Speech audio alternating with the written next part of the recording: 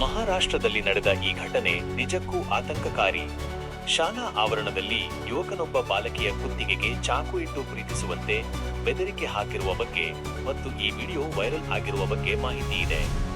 ಜನರು ತಕ್ಷಣಕ್ಕೆ ಬಂದು ಬಾಲಕಿಯನ್ನು ರಕ್ಷಿಸಲು ಮುಂದಾಗಿದ್ದು, ಯುವಕ ಬೇರೆಯವರಿಗೂ ಚಾಕು ತೋರಿಸಿ ಬೆದರಿಸಿದ್ದಾನೆ ಎಂದು ತಿಳಿದುಬಂದಿದೆ.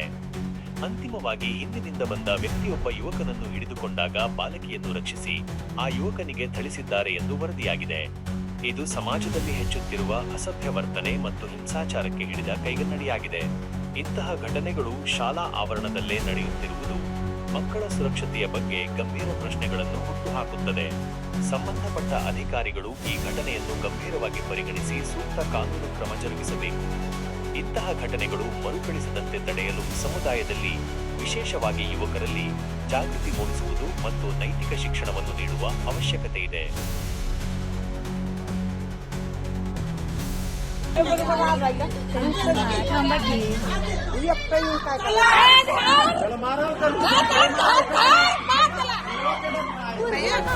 तिला बाहेर काढा, तिला बाहेर काढा, तिला घ्या बाजूला. आता मेला तिला घरी घेऊन जावं पहिलं.